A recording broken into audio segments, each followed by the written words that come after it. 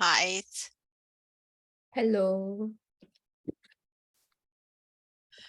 So, Shivani, I spoke to the guy at Zoom regarding the interpretation recording.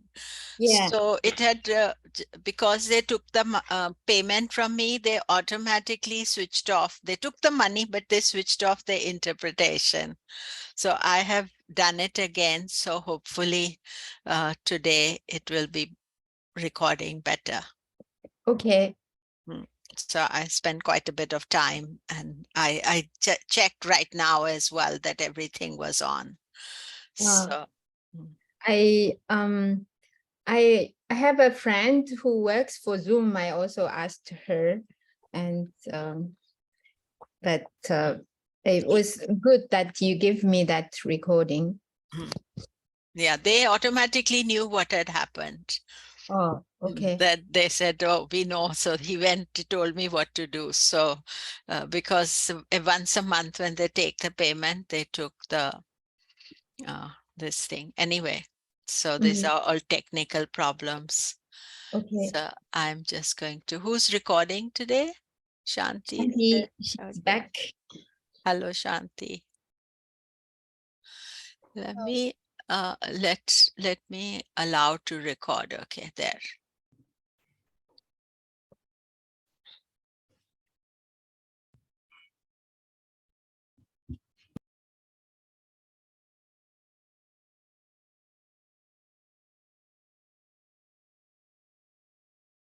Okay, I have done your recording.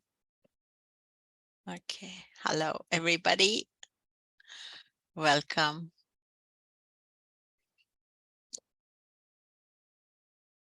And it's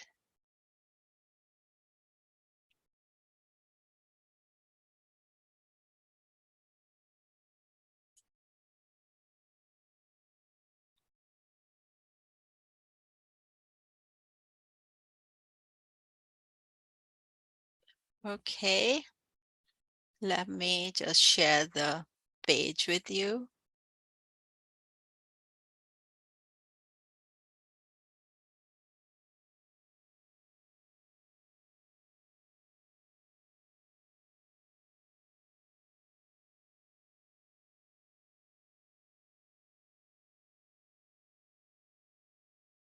So welcome everybody. We are today on lesson 22 and we are doing Nakshatras Ardra to Uttara Phalguni. And this photograph is from a snake temple called Nagaraja temple, the king of the snakes in South India. And this is me at the ashram in Canada, the Shivananda ashram in Canada. I'd gone there a few years ago. And we continue our class. Om Gam Ganapataye Namaha. Om Gam Ganapataye Namaha. Om Gam Ganapataye Namaha.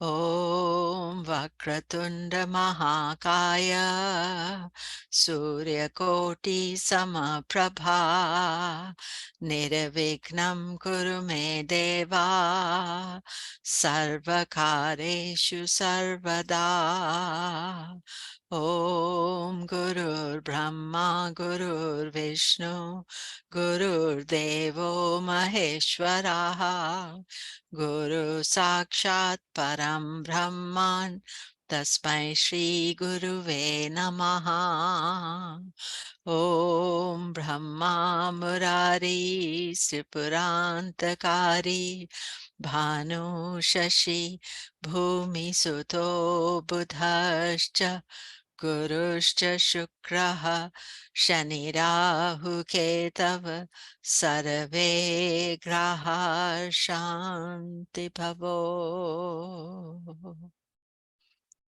Om Dati Shankatusharabham Shirodaranava Sambhavam Namami Shashinam Somam Shambho Mukadabhushanam.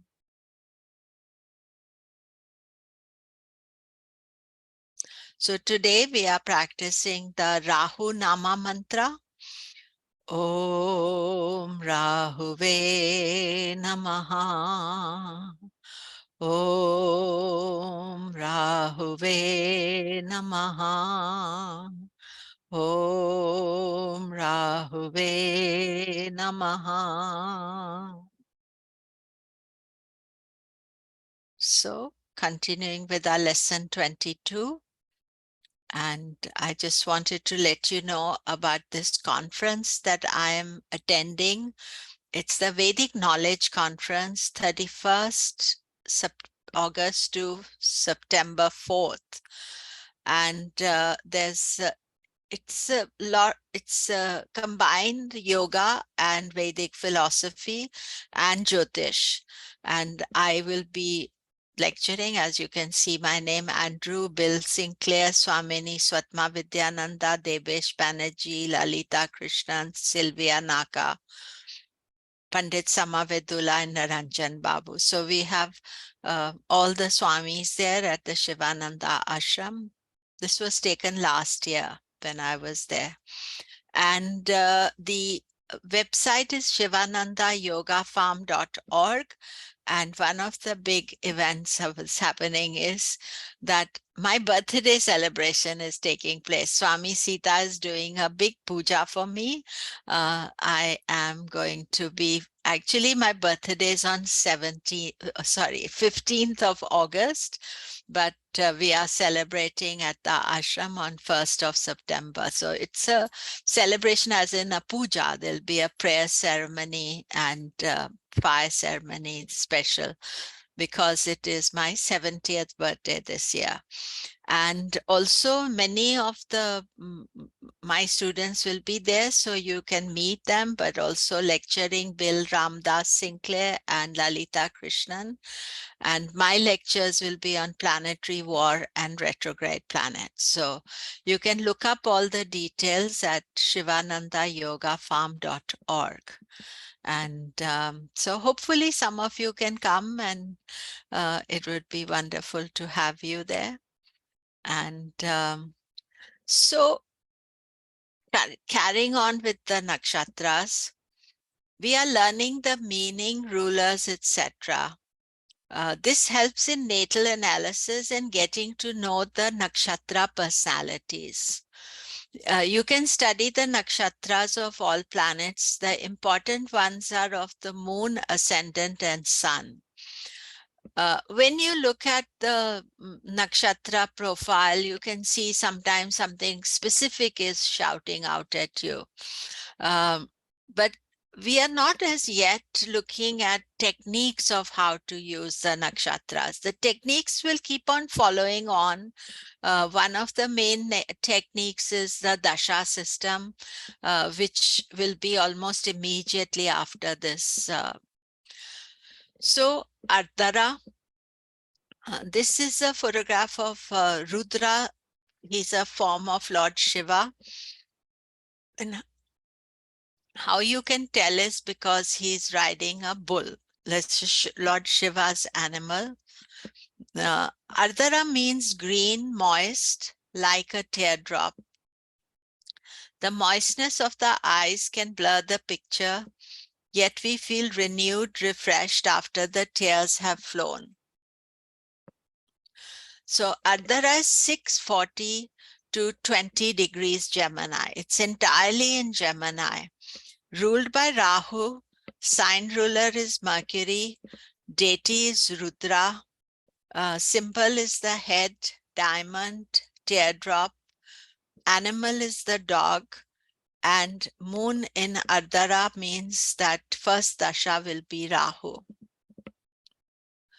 The Ardra padas are Sagittarius, Capricorn, Aquarius, Pisces. Capricorn pada is Ashtamamsha, Pisces is Pushkara. And here we end the second cycle of development. So basically from Aries to, from Ashwini to Kritika, the underlying padas are Aries to Pisces. And then from Rohini to Ardra, the underlying padas are again Aries to Pisces. So each is like a section in itself. Devata is Rudra, and it's another picture. And these are the 11 Rudra lingams. In North India especially, I have seen a few temples where the 11 Rudras are there. Rudras are angry forms of Lord Shiva. Rudra is a form of Shiva whose mission is to destroy ignorance. Therefore, he directs the consciousness towards knowledge, finding the answers for ourselves. At Ardra, we start to study or learn about the law of nature. First time we become dissatisfied with the nature of our lives and start expanding towards different horizons. Actually, Rudra also means don't cry. So there is this aspect of Rudra is also very fierce aspect of Lord Shiva. And Bhairava is one of the Rudras. And the symbol of Ardra is the head. And here you can see Bhairava, he is carrying the head of Brahma. Symbol of the head is connected to Brahma's head that Bhairava cut off in a fit of anger. The head remains stuck in his hand. This caused Bhairava to wander throughout India till he reached Varanasi, where he found atonement for his anger. So sometimes Ardara people can get angry or do something in anger that kind of stays with them for a long time, and they keep searching of how to ask for forgiveness, how to find atonement. So it's very important for Ardara to learn how to deal with their anger issues. Head is also where the brain is or mind is situated. Brain is formed by experiences from past karma. How we react in this life is the sum total of experiences of these karma. Teared up indicates Ardara have understood sorrow. The tears after they have fallen clear the eyes. Ardara need to understand their emotions while identifying with the intellect. Also, sometimes, we get very angry and we cry because things are not going our way.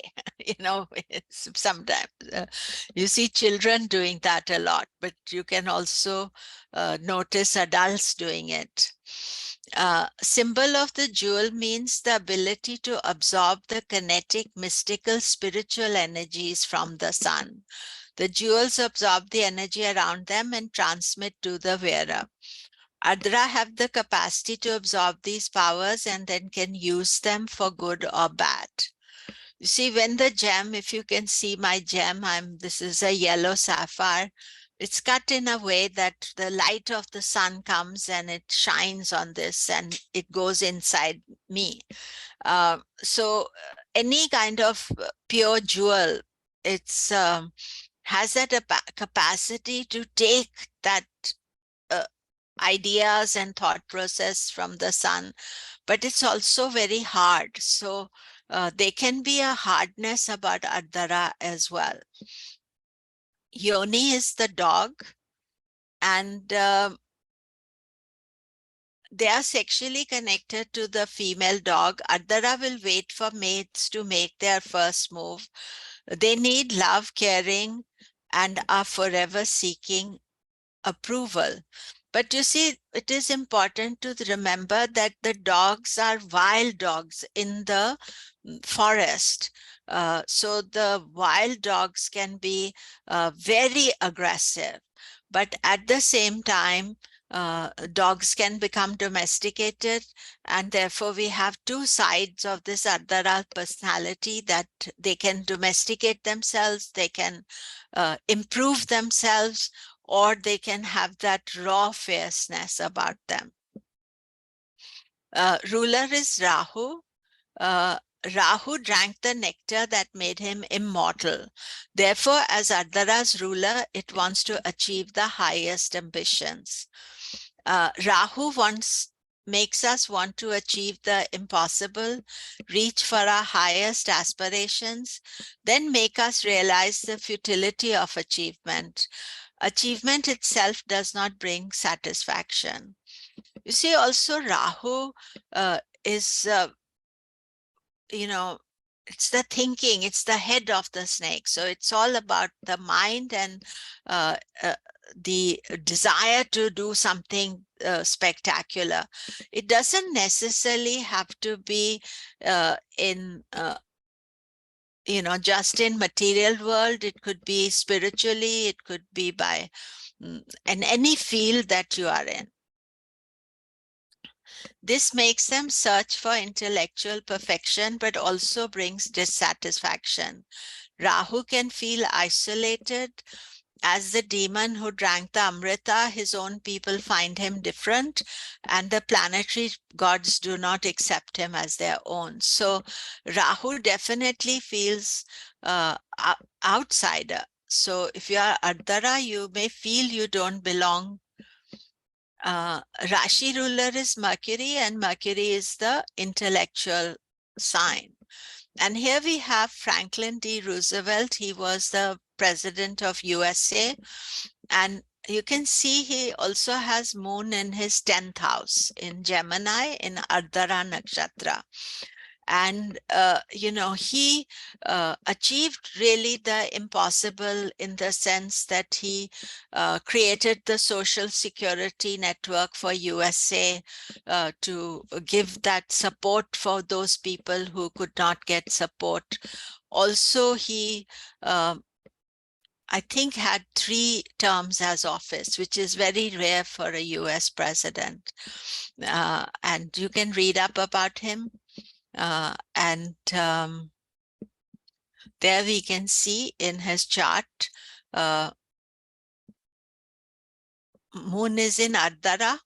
Other things to look at is we can see Venus is exact degree of Pushkara.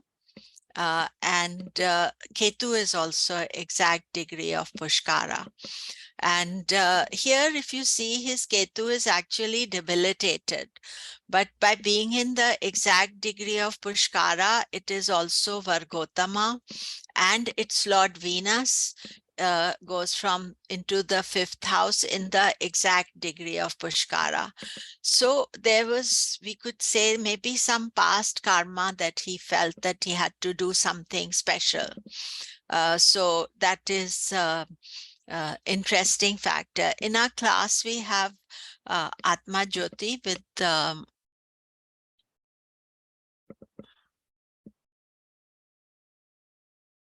I think Tiffany has not been attending the classes, so we look at Atma Jyoti's Ardra moon.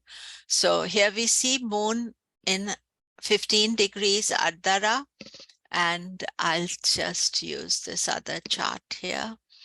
And Atma Jyoti moon is going into Aquarius. One of the things for Ardra you want to see if moon is in Ashtamamsha, Capricorn Navamsha. Atma Jyoti doesn't have that. We can look at the list here of Venus is in Pushkara and Saturn is in Pushkara. And I feel that, when you see moon in Ardra, one of the things all of you who have moon in Ardra need to be careful is that you are not being self-destructive. That is one element of, because Ardra can get angry and irritable, and they can make some decisions that they can regret at a later date.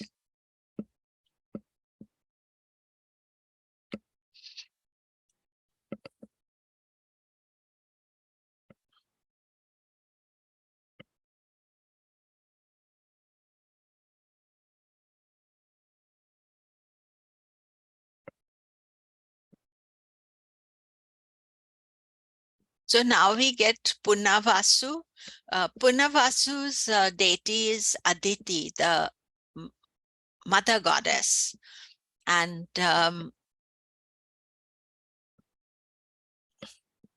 Puna means again, Vasu means brilliant, like the rays of the light. Vasu is the home of the soul. Punavasu relates to the Vasus, who are solar deities that appear at different stages of the soul's birth to guide it towards its true direction. They are like rays of the light from the sun, which bring divine message to earth.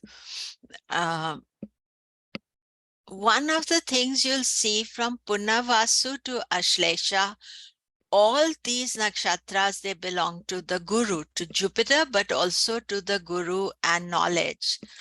And these are the places where Jupiter's about to get exalted as well. Punavasu is connected to transmigration of the soul, where the soul lives in different bodies in search for their true home.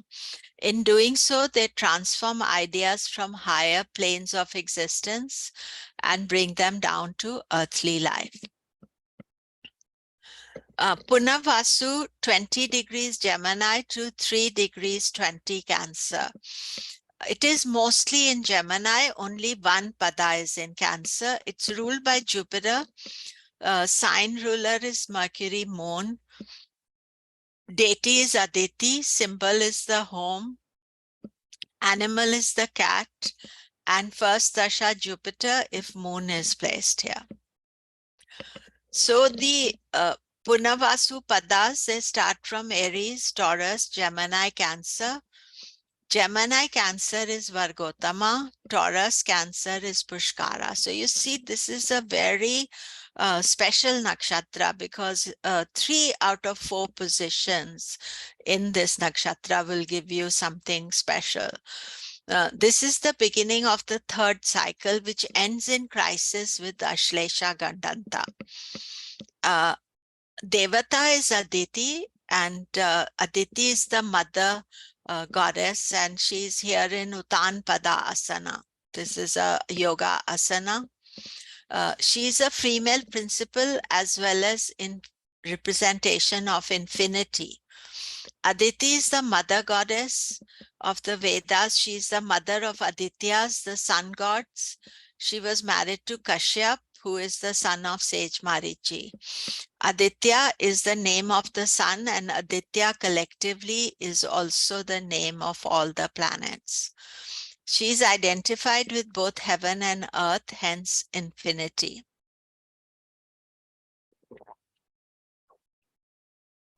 There's something about Aditi that,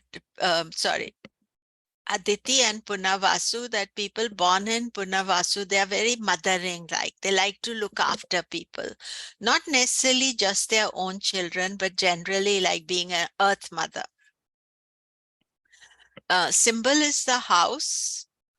And here, and the bow. Bow indicates that this nakshatra is the link between the archer and his objective.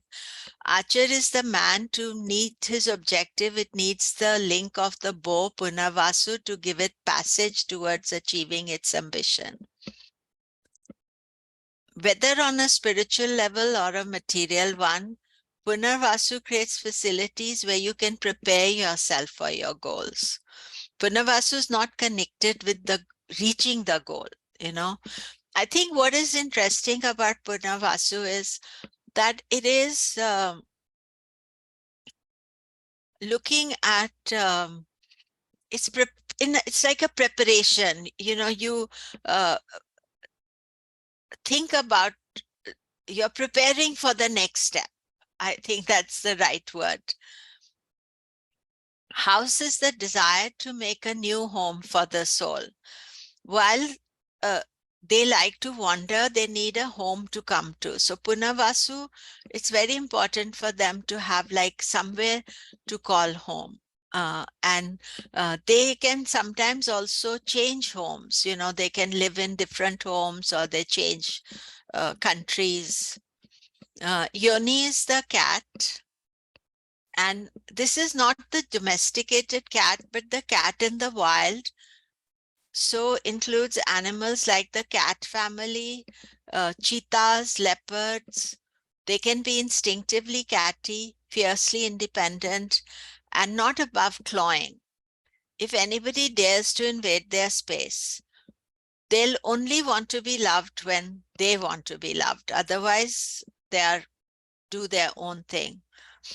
So all the animals that you see, the animal personalities, they're all wild animals actually. But you see some of the animals get domesticated, like the cat, like the dog. Then you have that more refined version of that animal. Ruler is Jupiter, who is the celestial guru, there to guide us on the righteous path. Punavasu deals with transfer of knowledge from spiritual to earthly. Jupiter as the teacher has the responsibility to guide this process. Punavasu deals with wandering mind in search for identity.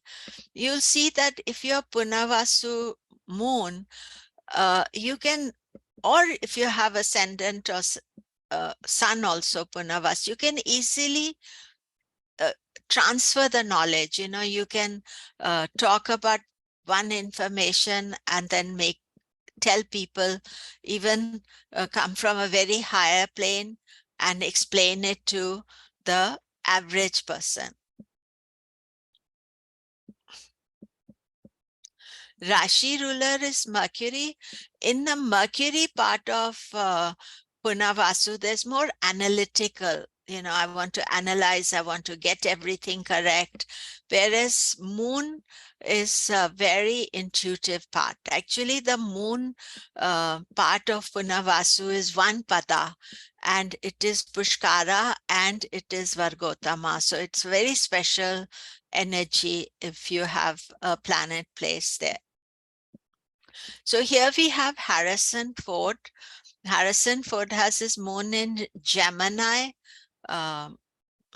Punavasu, and he has sun also in Gemini, Punavasu.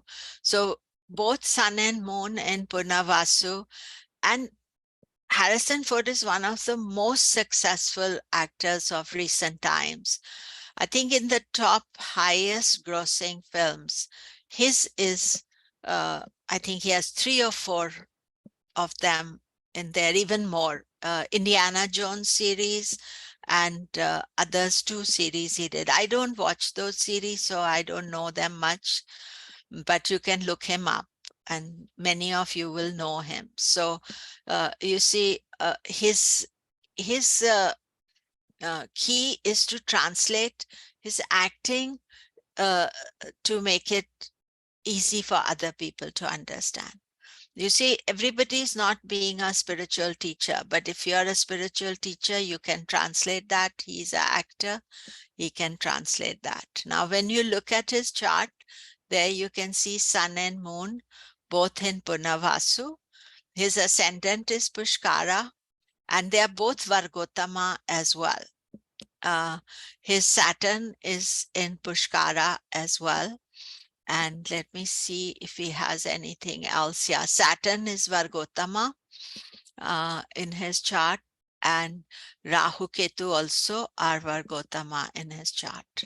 So he has 1, 2, 3, 4, 5 planets Vargotama. That itself is a superpower, when you have so many Vargotama planets.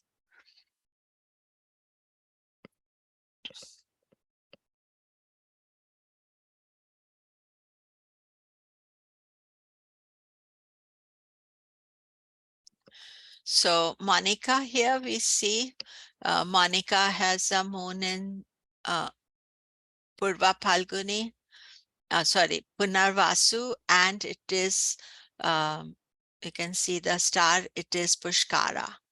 And it is also in the Pada, it's in Taurus Pada. So very special moon. And moon is your ascendant ruler as well. And Monica, the next nakshatra we talk about is where your ascendant is in Pushya.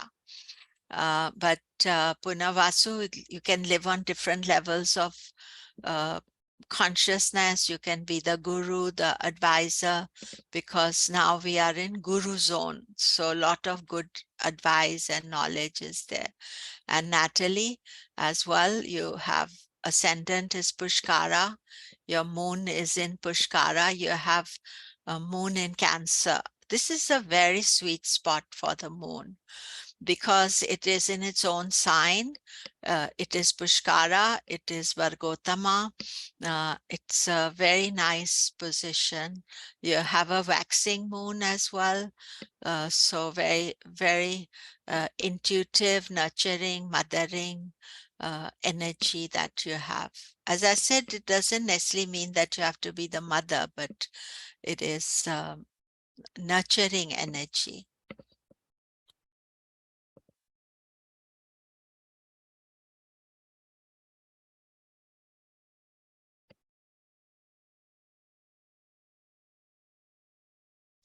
So now we come to Pushya.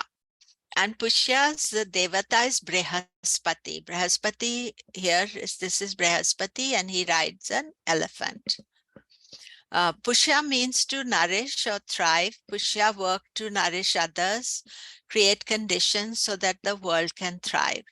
Pushya is a very auspicious nakshatra. It's entirely in Cancer, 3 degrees 20 to 1640 Cancer, ruled by Saturn. Sign ruler is the moon.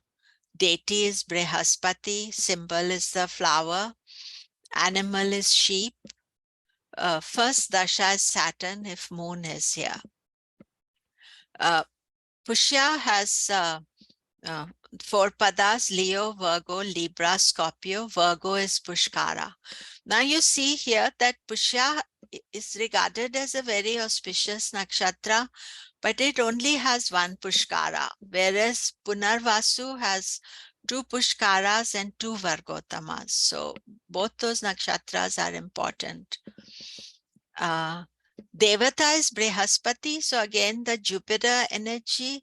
Brihaspati is the primary priest in the Vedas, and he's the advisor to the gods. Brihaspati teaches wisdom and love of truth. His work is for the good of humanity.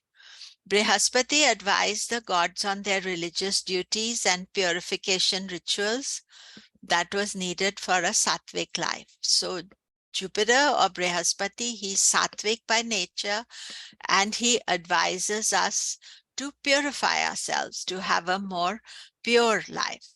He's also the founder of Vedic religion.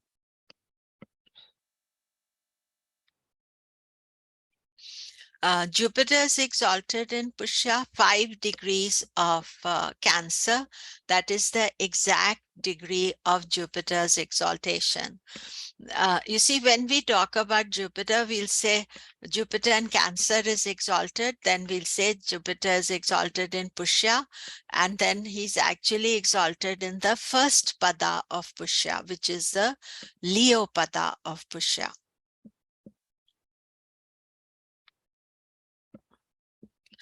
Symbol is the flower. A flower's expression of latent faculties, the outward expression of inner ideas. A flower blooms for others, may not recognize its own beauty. Flower, if plucked, wilts very quickly. Pushya, if taken out of its natural environment, can easily lose power and energy. One of my great friends, she's Pushya Nakshatra. And, you know, she's so energetic and full of life, but very fragile. It's like the flower. If she doesn't get sustenance, she doesn't get proper looking after, it's very easy for her to, lose her energy. So it's something that Pushya have to be conscious of. It has 3 symbols: flower, arrow, and circle. Arrow shows ambition, directed activity. You see, in Punavasu, it's sort of gathering all the things, getting ready to take action. Now, In Pushya, there's a focus. I want to go there. That is what is important. The circle is complete in itself. It focuses on this life, which is complete in itself, not the ending or the beginning. You see, we believe that if you have one life, you end the life, you are reborn again. Or you think Aries to Pisces, then Aries starts again. So life is a circle.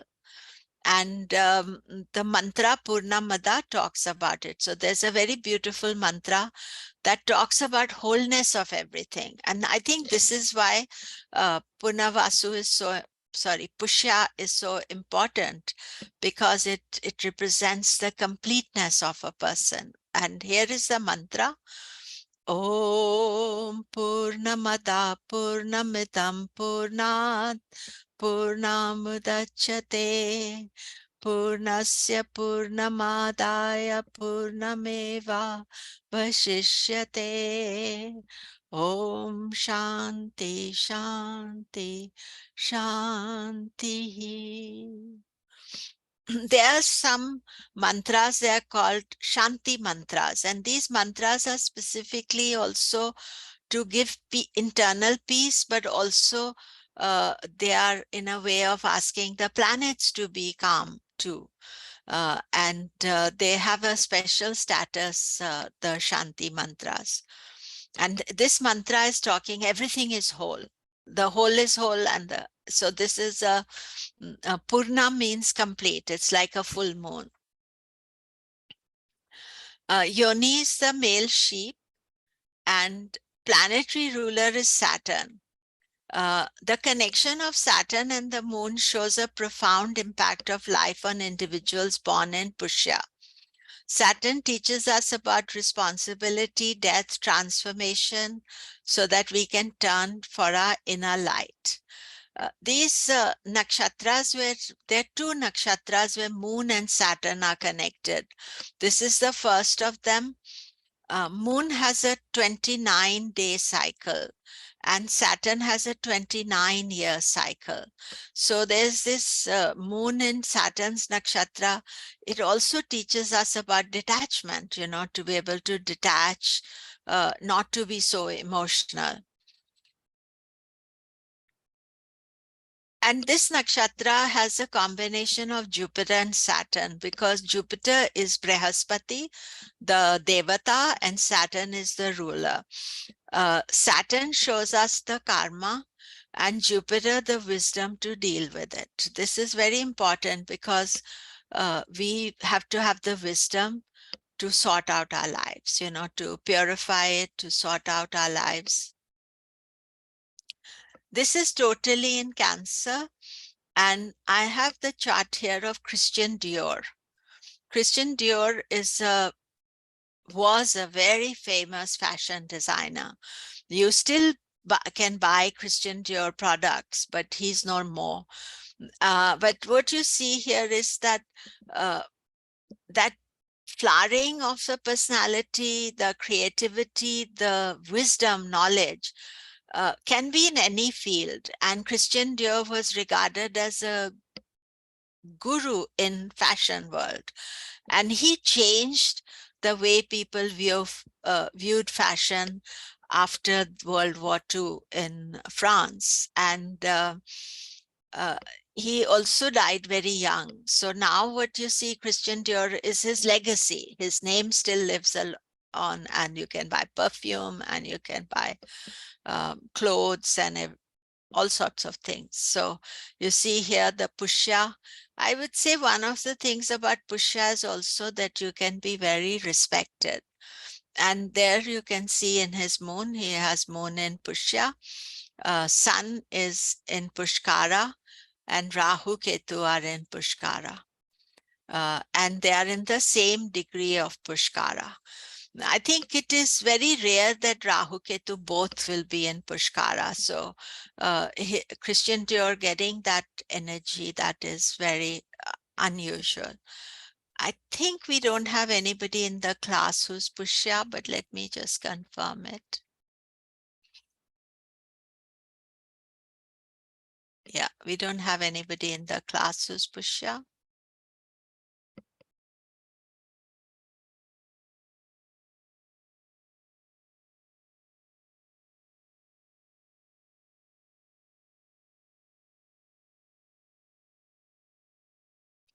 So now we talk Ashlesha, and after Ashlesha, I will take questions for you. So here you see Ashlesha.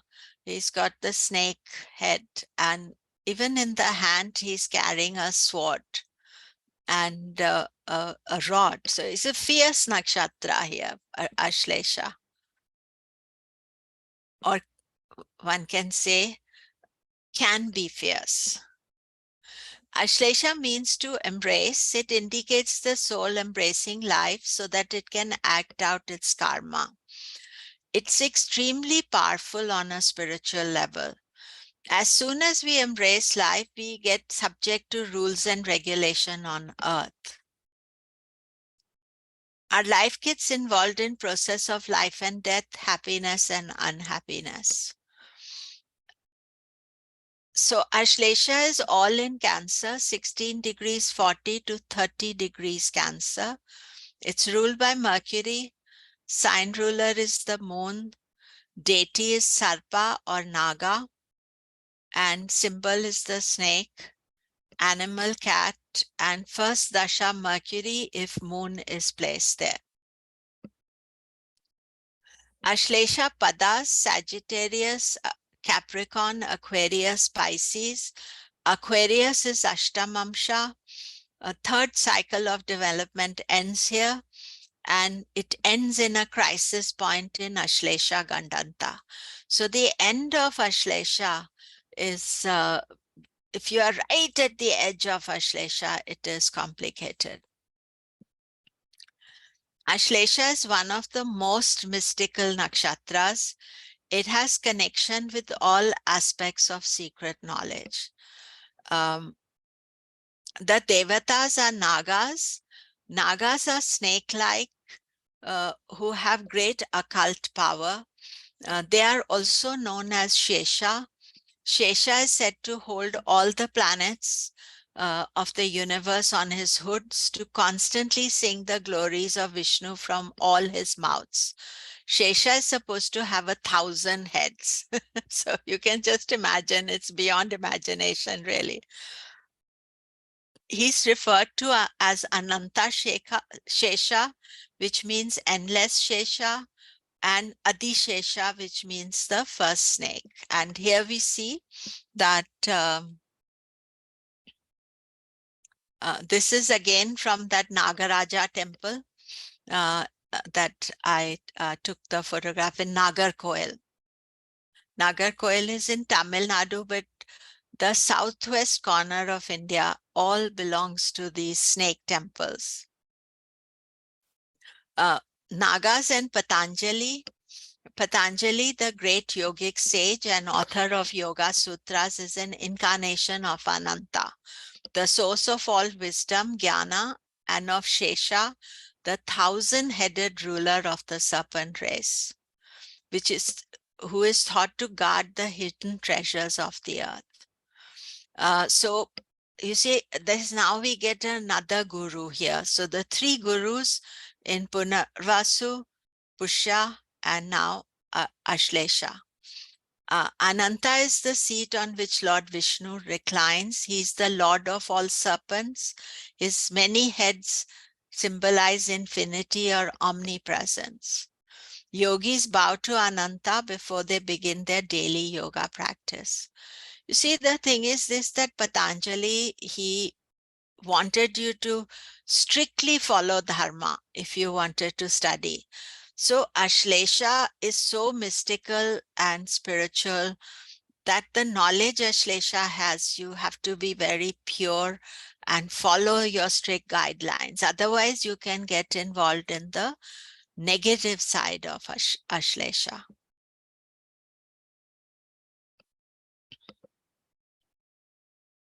So the symbol is also Sarpa. So everything is connected to the snake energy. Serpents signify wisdom in the Vedas. All gods pay homage to the serpents. Shiva wears the serpent Vasuki in his neck. Vishnu reclines on Adishesha. Lord Ganesha wears a belt of serpents. This photograph, this Sarpa, is the Sarpa on which Lord Muruga stands. that is his serpent whose photo. They are to remind the humans of their mortality. Serpents shed the skin. They are symbols of rebirth and transformation.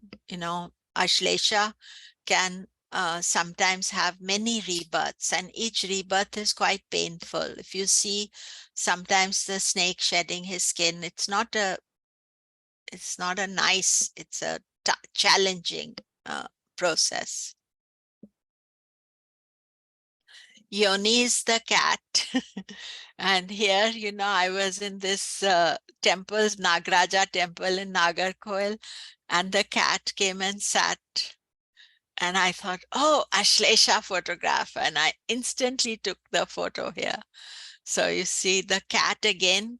Ashlesha can be independent, wildcat, leopard, cheetah, very independent.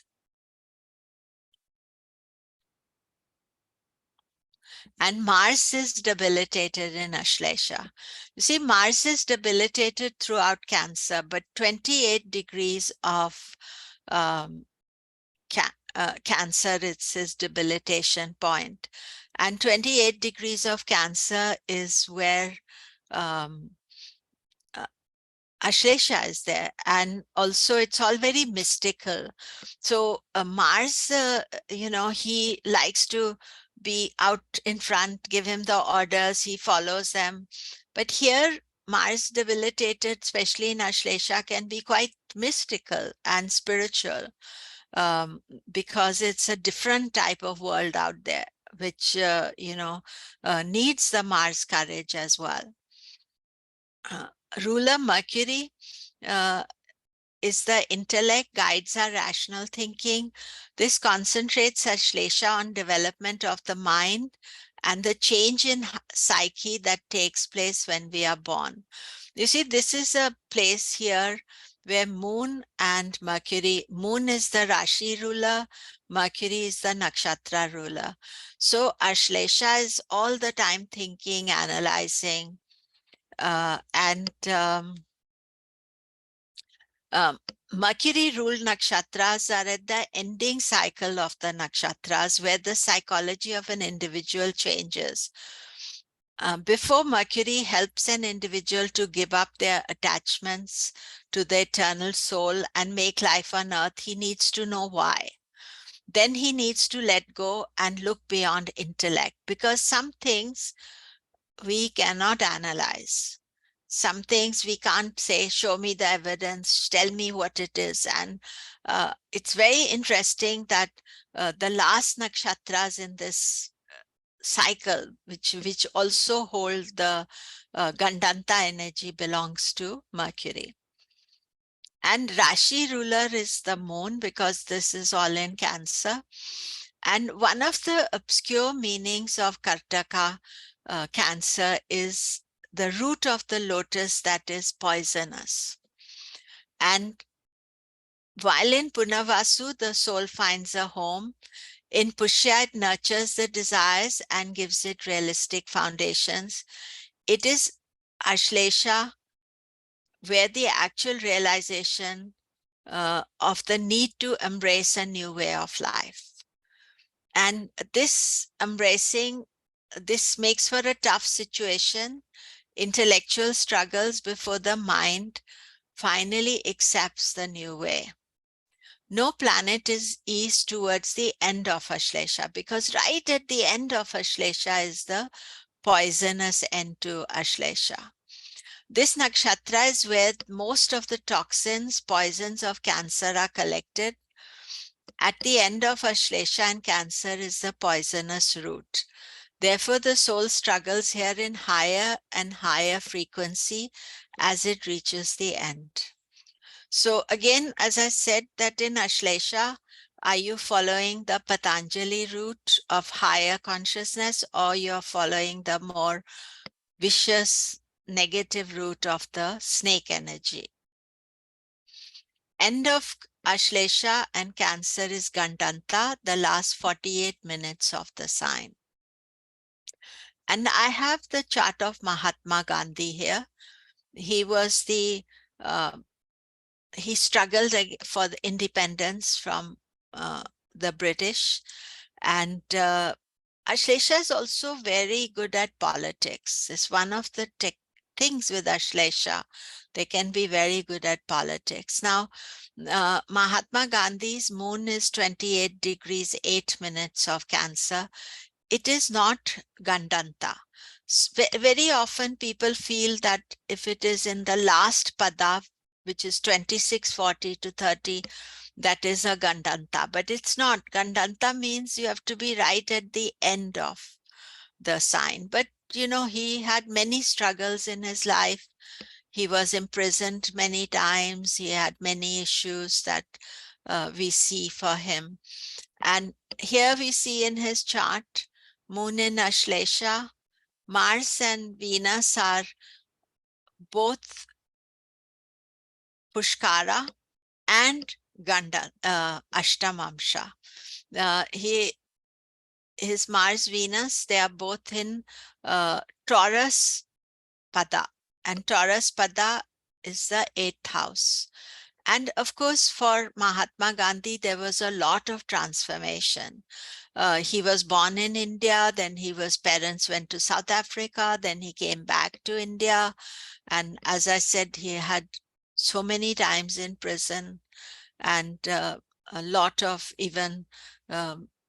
lot of people, you know, doubt his struggle as well. So in our class, we have, so Ashlesha is very common. You see people in Ashlesha also studying astrology, mystical knowledge, yoga. That is, and we have Muthu here with Ashlesha. And what you have to see with Ashlesha is, for two things you have to see. Is the moon Gandanta? And secondly, is it Ashtamamsha? So in Muthu's case, moon is goes into Aquarius, so it is Ashtamamsha, but it is not Gandanta. But Ashtamamsha moon means that the mind can be unsettled. So it is very important that you do something spiritual. The third pada of Ashlesha is Ashtamamsha. So it is important to do something spiritual, prayer, things like that, yoga, meditation, that helps the mind settle down. And of course, you know, Ashlesha is connected to Sage Patanjali, so studying of yoga, not yoga asana, the philosophy of yoga, and following it would be a good thing to do. So any questions, comments, anything? Myra, yes? Do you happen to know why Pushya is known? I've read in some certain blogs that would say that Pushyas are known as the cooks of the zodiac. Have you ever heard that before? No, first time. Okay. Thanks. Maybe it's the Cancer, you know, moon is connected to food. So maybe it is Cancer, but first time I'm hearing it. Okay, thanks. Anybody else?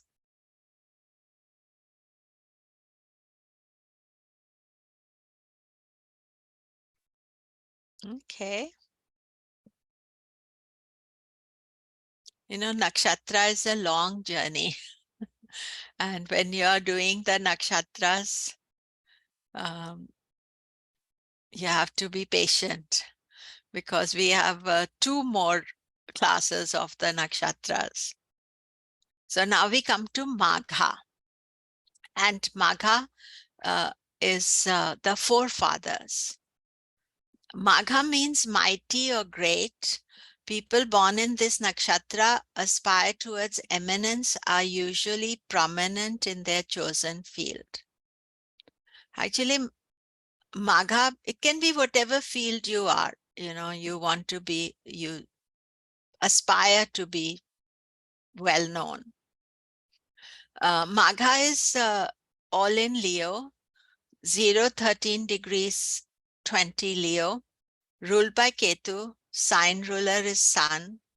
deity is Pitri, symbol is palanquin, animal is rat, first dasha is Ketu if moon is placed here.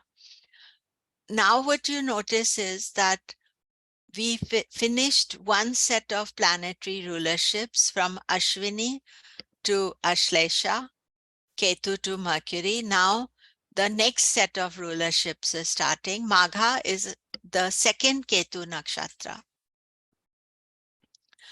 So Magha Padas, Aries, Taurus, Gemini, Cancer.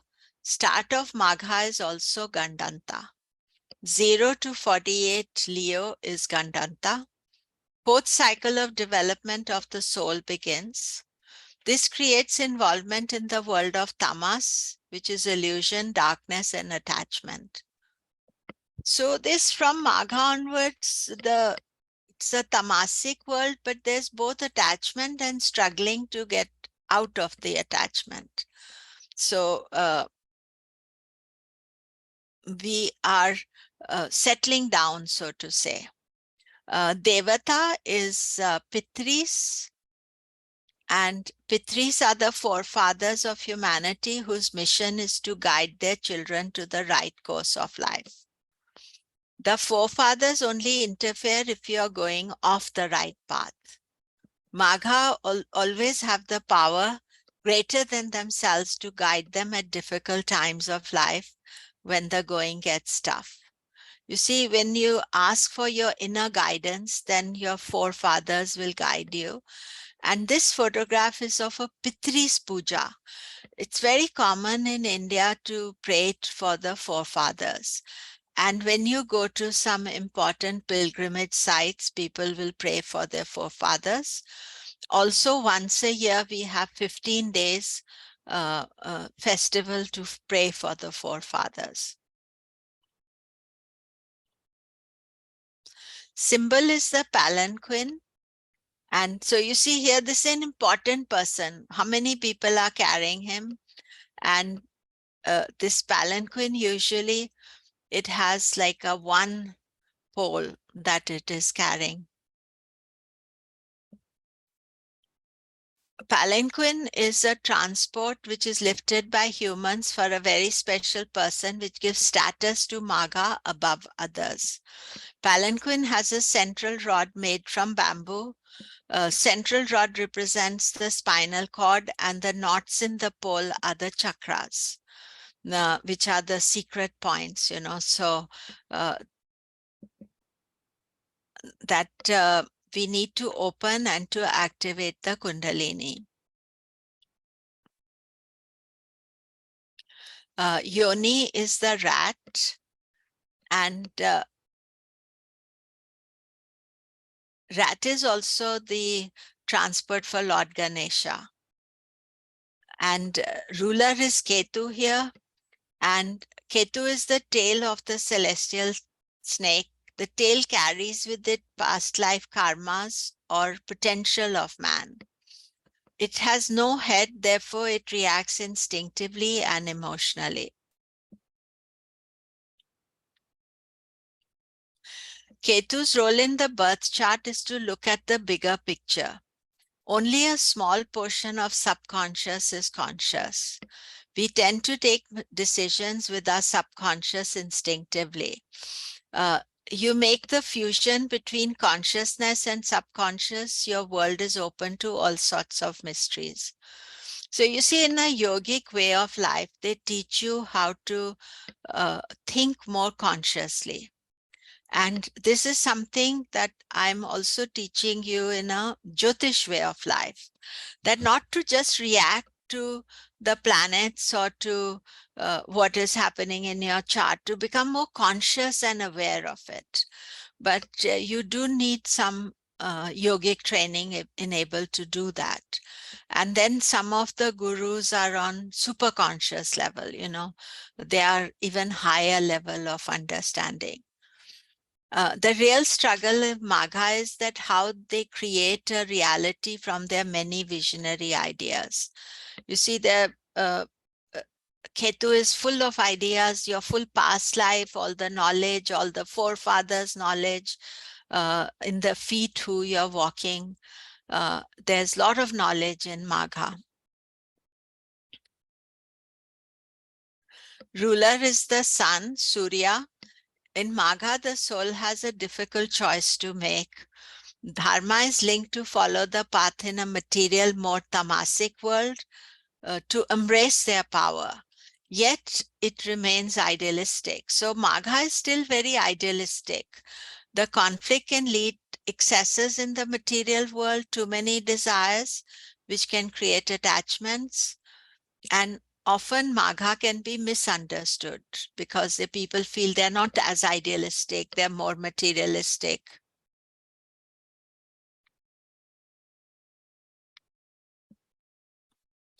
So this is Julia Roberts' chart. Now, Julia Roberts has something very interesting. Her ascendant Lagna is Cancer, and the Lagna Lord Moon is in Magha. And as an actor, she has been one of the most important actors of her time. And she's very much, you could say, royalty, Hollywood royalty. Even today, she's quite successful. Also, you see something in her ascendant. She has a 4 degrees 26 minute ascendant. And if it is 420, her ascendant would be Punavasu. If it's 426, her ascendant would be Pushya. So that is something to ponder over. But she has Moon and Jupiter both in the nakshatra of Punavasu. So she is, of Magha.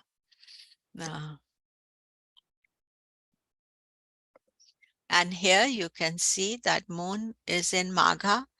But another factor about Julia Roberts is that what you can see here is she has Moon, Mars, Jupiter, and Rahu in Ketu nakshatras.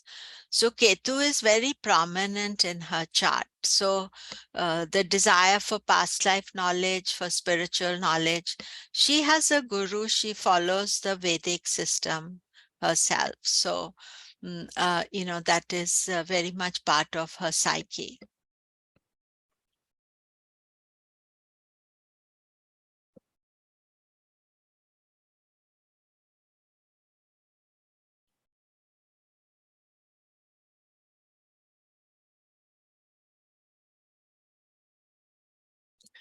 So Magha, we have Satya is Magha.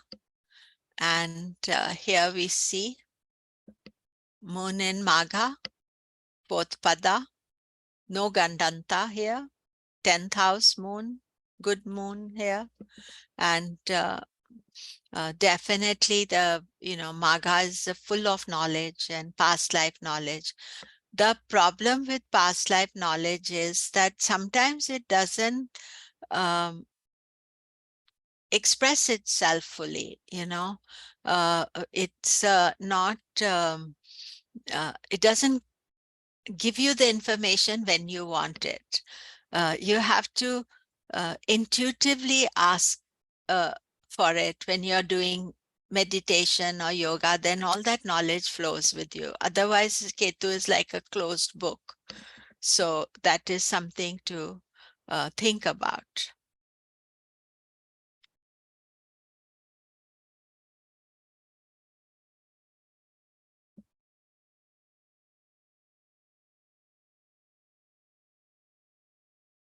So now, Purva Phalguni. Purva Phalguni, this is a Surya deity called Bhaga. And Purva and Uttara Phalguni are two parts of a whole nakshatra of 4 stars, which looks like a bed. They have similar purpose with very specific differences.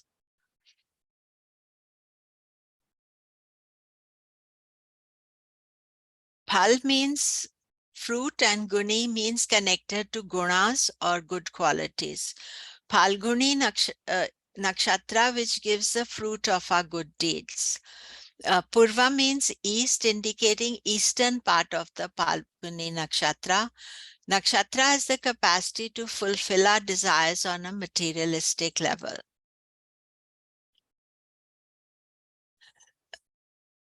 The luck depends on the gunas or personal good qualities that has been accumulated through good karma. The fruits of past karma allow the soul to rest and enjoy the comforts of a satisfactory relationship, great children, general happiness. It's only one nakshatra out of 27 where you can rest and enjoy something. Otherwise, there's always some activity and movement.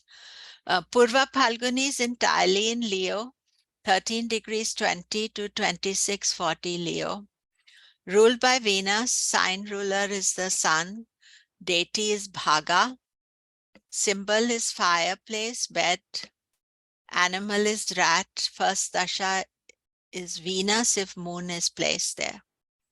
Now, this particular page, this information you should be remembering by heart. If somebody asks you who's the sign ruler of Purva Phalguni, you should not be waiting. You should know it's the sun, or sorry, it's Venus, sign in Leo. Deity, you should know all this information. Purva Phalguni Padas, Leo, Virgo, Libra, Scorpio. Leo is Vargotama, Libra is Pushkara. So Devata is Bhaga, and Bhaga is a form of Surya, you can see here. It's another name for the sun.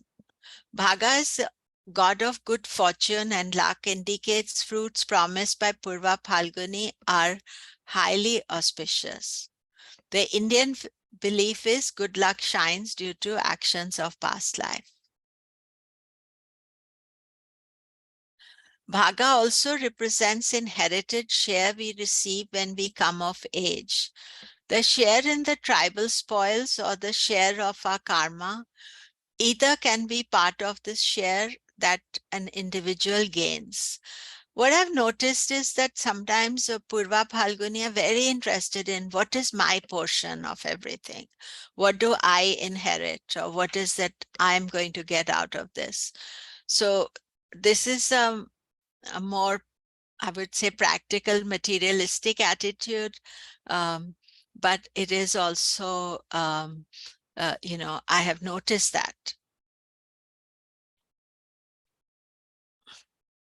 Bhaga also stands for a woman's womb and procreation. It's considered woman's good luck if she bears children, but I think you can also think about creativity, creative children, or even higher level mantra, all those aspects. But if Bhaga have children, then, if Purva Phalguni have children, then they are very much attached to their children. The symbol is the bed, and this is a luxury bed, not a uncomfortable hard bed. We'll come to hard bed later on. This is where the soul takes rest from trials and tribulations to enjoy life. A platform is again a place. Sorry, I can't see. There's platform is another symbol for the place for the leaders to address public, for the soul to address its future needs, for the individual to plan how they're going to deal with their material desires. So I suppose the thing is this, that Purva Phalguni is like, I've got this, now what next? So I'm comfortably enjoying everything, but how am I going to move on from this particular zone? The fireplace is where we take time off from initial purpose of life. We gather around the fire with family, friends to relax and let go of our daily problems. In the Upanishads, the Rishi assembled people around the fire pit to talk philosophies of life, to enlighten their thoughts. So the rishis were not letting people just rest and not do anything. They were encouraging them to think and to,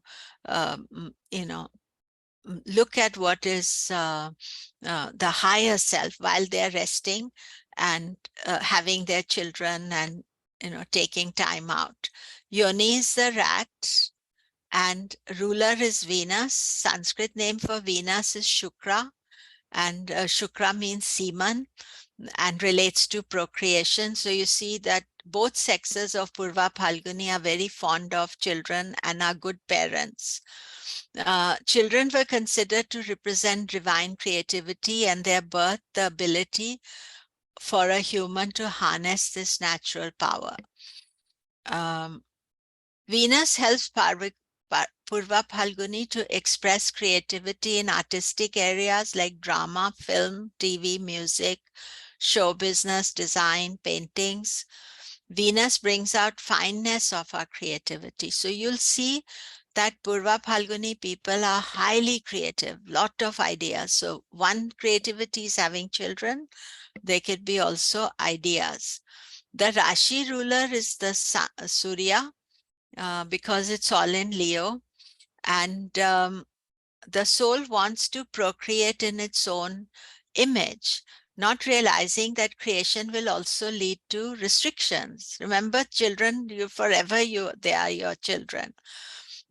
Creation can also be in form of higher ideas, artistic nature, writing ability. On an even higher level, it can become interest in mantra, shastra, and bhakti. This photograph I've taken in Meenakshi temple in Madurai. So here I have the chart of Dustin Hoffman. Now, Dustin Hoffman is a great actor. So actually, I don't know whether he has children or not, but he was very famous and did number of pictures for which he got the Oscar. And you can see his moon is in Leo in Purva Phalguni. And actually, his Mercury is also in Purva Phalguni. So he's very artistic, creative, and his craft is acting. I don't know about his children. You can look up that aspect. And here we can see, you see he has moon and Mercury in Purva Phalguni. Mercury's exact degree of Pushkara. Moon is in fourth pada, which is not Pushkara. One of the things in Dustin Hoffman's chart is, if you see Jupiter is in the ascendant in Sagittarius, it aspects his moon. We did the Drishti class recently. So moon is direct aspect. So that brings out the best of the creativity. I don't think we have anybody in the class with Purva Phalguni, but let me just double check. Yeah. We don't have in the Uttara Phalguni either.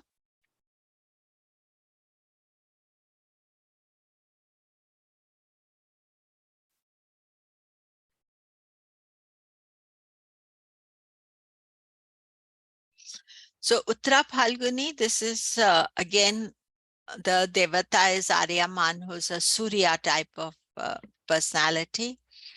And Phal means fruit, Guni is connected to gunas or good qualities. Uttara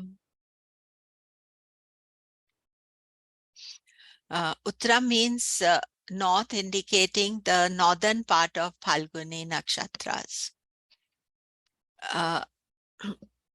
Uttara Phalguni, 26 degrees 40 Leo to 10 degrees of Virgo, ruled by the sun, sign ruler Sun Mercury, deity is Aryaman, symbol is 4 legs of the bed, animal is the bull. First dasha sun if moon is placed there. Uttara Phalguni has Sagittarius, Capricorn, Aquarius, Pisces. Sagittarius, Pisces is Pushkara. Actually, the first pada, it's a very sweet spot because it's ruled by the sun, Sagittarius Pada, and Pushkara. So the Devata is Aryaman. Aryaman is an Aditya who's famous for his leadership qualities. As a nakshatra, it bestows those qualities on the incarnating soul, as well as allowing it to recognize his ambitions are limited by the vastness of task ahead. He gives courage in front of adversity, individual effort against all odds. Aryaman represents the eye, the quality of insight, ability to see beyond the practical realities of life. He wants to live this life in the right way. He wants the people to live life in the right way. He rules over matrimonial alliances and performance of social ritual to create support for our ideas and for others. I think one of the things about Aryaman is that he sets out the rules of social engagement.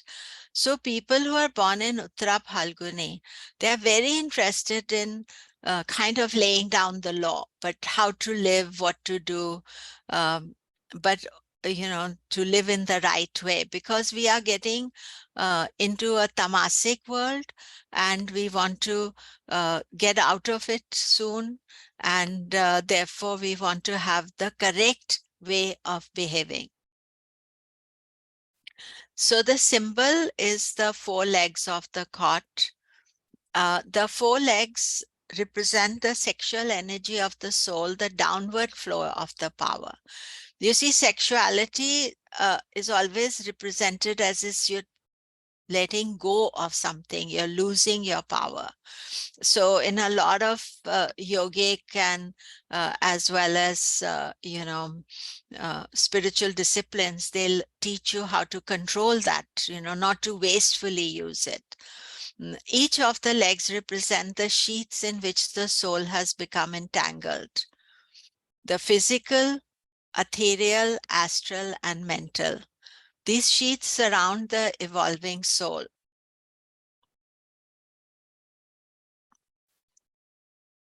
The number 4 represents the Purusharth, the 4 aims of life, the 4 heads of Brahma, 4 directions, and the 4 Vedas. 4 aims of life help us to do our karma properly. There's a number of things that are 4, So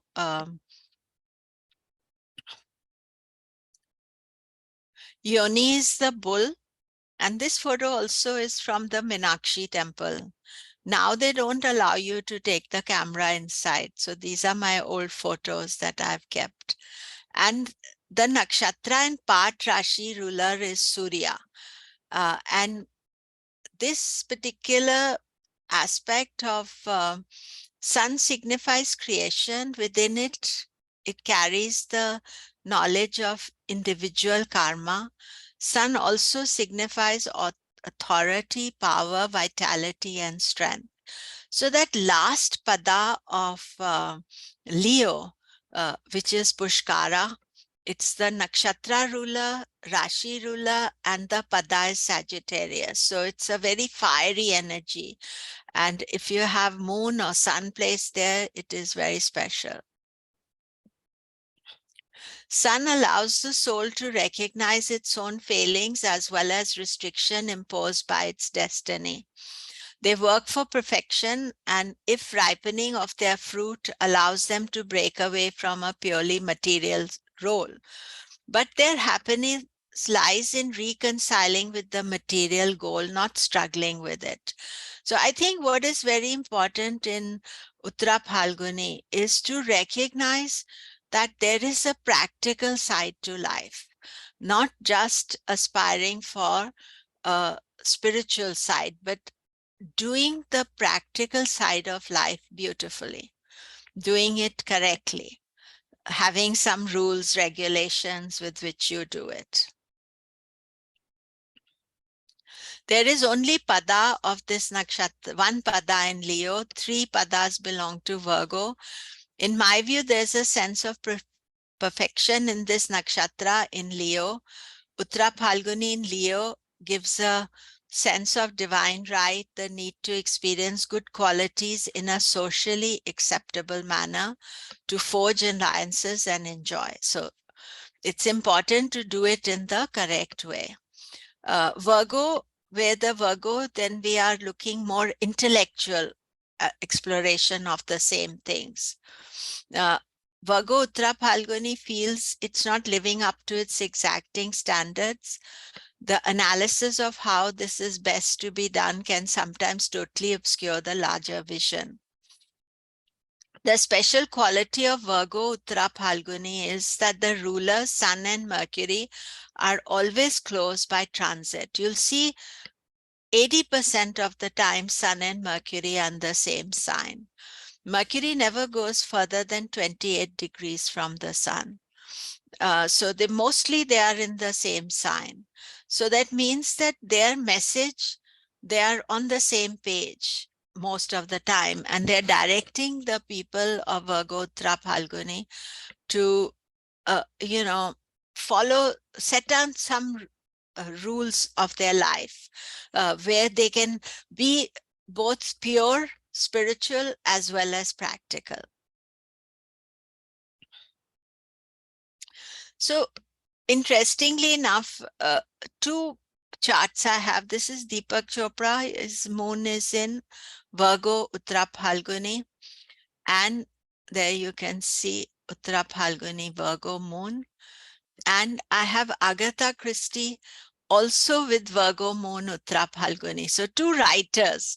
Actually, Agatha Christie I got by mistake. I thought she was Ardra. But you see, two writers of very different type. Deepak Chopra does more spiritual writing. He has tried writing fiction as well, but mostly spiritual writing. And in case of Agatha Christie, her books are actually showing a way of life, which is long gone, but also this analysis of, a perfect way of life, and sometimes not so perfect way of life. So I don't know why that is, that the Uttara Phalguni and writing, because I think especially Virgo Uttara Phalguni is very analytical. And but Agatha Christie was more writing murder mysteries and horror, not horror, but murder mysteries. And you can see here moon in Uttara Phalguni, Pushkara, Sun in Uttara Phalguni, Pushkara. Her son is actually in that sweet spot. She was very famous, very successful. So that's my book on the nakshatras. And next week we are going to talk Hasta to Mula. So Shobha had a question. Let me just double check it. What is the significance of Saturn in Purva Phalguni Pushkara?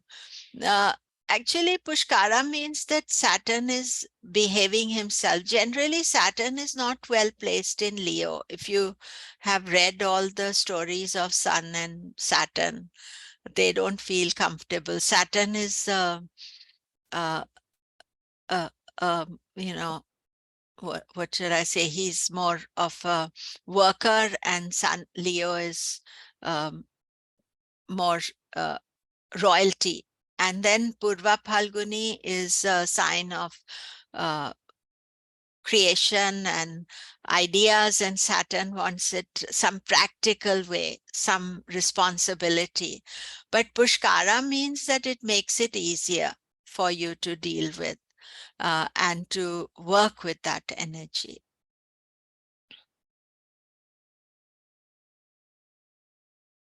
So any questions, anything more?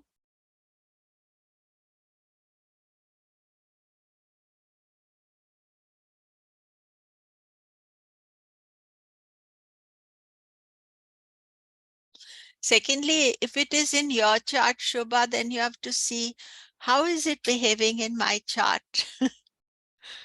That is always very important. And we are going to be looking at some of these things when we go into the dashas. So Shobha says it's in her daughter's chart. So see how the Saturn is behaving. But we'll be looking at how to use these in a little bit later. So So I shall see you all next week. Thank you very much. Bye-bye. Namaste.